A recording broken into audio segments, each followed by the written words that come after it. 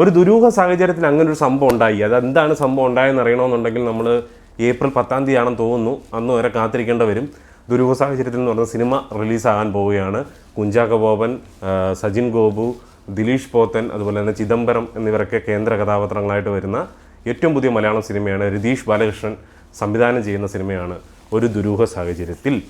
ഇപ്പോൾ ഇതിൻ്റെ കുറച്ച് നാൾ മുമ്പ് അനൗൺസൊക്കെ ചെയ്തതാണ്. ഇതിൻ്റെ ഷൂട്ട് നടക്കുന്നുണ്ടായിരുന്നൊന്നും അറിയത്തില്ലായിരുന്നു. എന്തായാലും ഇതിൻ്റെ ട്രെയിലർ ഇപ്പം റിലീസായിട്ടുണ്ട്. ഏതാണ്ട് 2 ദിവസത്തോളം ആയി ട്രെയിലർ റിലീസായിട്ട്. നമ്മൾ കണ്ടില്ല, കാണാതെ മാറ്റി വെച്ചിരിക്കുകയായിരുന്നു, കുറച്ച് തിരക്കുള്ളതുകൊണ്ട്. അപ്പോൾ നമുക്ക് ട്രെയിലർ കണ്ടിട്ട് ബാക്കി കാര്യങ്ങളൊക്കെ സംസാരിക്കാം. എന്താണ്, ഏതാണ്, എങ്ങനത്തെ ഉള്ളൊരു ജോണറാണെന്നൊക്കെ ഉള്ളത് നമുക്ക് കണ്ട് അറിയാം. ഒരു പാട്ട് റിലീസായിട്ടുണ്ടായിരുന്നു, അത് എനിക്ക് വലിയ ക്ലിക്കായിട്ടില്ലായിരുന്നു. എന്തായാലും ട്രെയിലർ കണ്ടിട്ട് ബാക്കി കാര്യങ്ങൾ സംസാരിക്കുക. എൻ്റെ പേര് അഭിജിത്ത് വിശ്വനാഥ്. നമ്മുടെ ചാനൽ ആദ്യമായിട്ടാണ് നിങ്ങൾ കാണുന്നെങ്കിൽ സബ്സ്ക്രൈബ് ചെയ്യുക, തൊട്ടടുത്തുള്ള ബെല്ലൈക്കൺ കൂടി എനേബിൾ ചെയ്യുക. ലൈക്ക് ചെയ്തതിന് ശേഷം ഹൈ ബട്ടൺ ക്ലിക്ക് ചെയ്യാൻ മറക്കരുത്. നമ്മുടെ ചാനൽ ആദ്യമായിട്ടാണ് നിങ്ങൾ കാണുന്നതെന്നുണ്ടെങ്കിൽ വെൽക്കം ടു സിനി പീഡിക. ഓക്കെ, 2 മിനിറ്റ് 7 സെക്കൻഡ് ഉള്ളൊരു കുട്ടി ട്രെയിലറാണ് വന്നിരിക്കുന്നത്.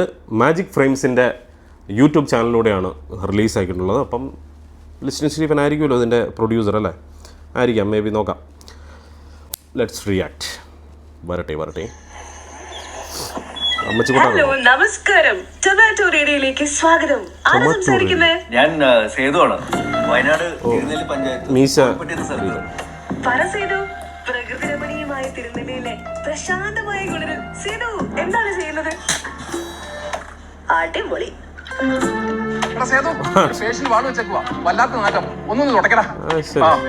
സേതു ഓഫീസിൽ അസിസ്റ്റന്റ് ആണെന്നല്ലോ പറഞ്ഞേ. ഷർദിലിന് എന്ത് തസ്തിക മിനി?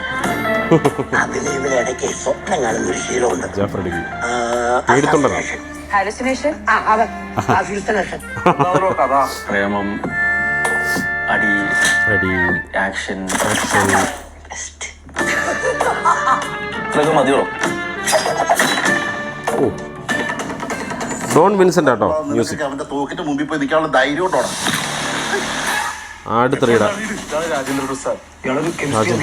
ഭയങ്കര അഗ്രസീവായുള്ള സ്വഭാവം സാറേ. മഞ്ഞുമൽ ബോയ്സിന്റെ ഡയറക്ടർ ചിദംബരം.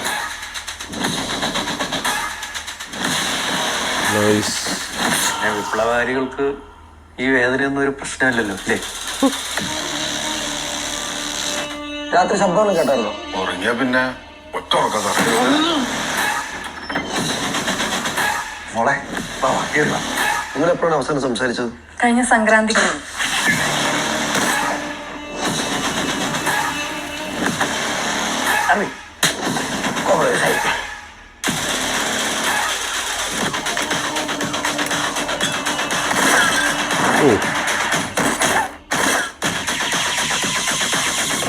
ദുരൂഹ സാഹചര്യത്തിൽ ആരെ കണ്ടാലും അറിയിക്കണം. അതെ, രതീഷ് ബാലകൃഷ്ണ പൊതുവാൾ.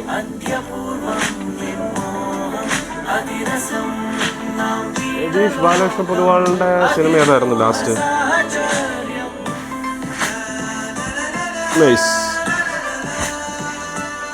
കുഞ്ചാക്കോവനും കൂടിയാണ് കേട്ടോ പ്രൊഡ്യൂസർ. 15/4 ഈ മാസം 15-ാം തീയതിയാണ് പടം റിലീസ്. ഏപ്രിൽ 15 വേറൊന്നുമില്ലല്ലോ. സംഗതി ഈ രതീഷ് ബാലകൃഷ്ണ പൊതുവാളിൻ്റെ സിനിമയായിരുന്നു തോന്നുന്നു നാത്താം കേസൂട്. അപ്പം അതിനുശേഷം വരുന്നല്ലോ, അതിൻ്റെ ഇടയ്ക്ക് ഈ നാത്താം കേസൂടിൻ്റെ ഒരു കുട്ടി പോർഷൻ, മറ്റേ ആ ലവ് ട്രാക്ക് മാത്രം ഇട്ടിട്ട് ഒരു സിനിമ ഇറങ്ങിയിട്ടുണ്ടായിരുന്നു. സംഗതി ഫെയിലായി പോയെന്നാണ് എൻ്റെ ഒരു വിശ്വാസം. എന്തായാലും കൊള്ളാം, അതിൻ്റെ ഒരു പരിപാടിയും സംഗതിയൊക്കെ കൊള്ളാം. എല്ലാവർക്കും ഒരു ലുക്കിൽ നല്ല വ്യത്യാസമുണ്ട്. സജിൻ ഗോപു ആണെങ്കിലും ഭയങ്കര മെലിഞ്ഞിട്ടൊരു ലുക്കിലാണ് നമ്മുടെ അമ്പാൻ.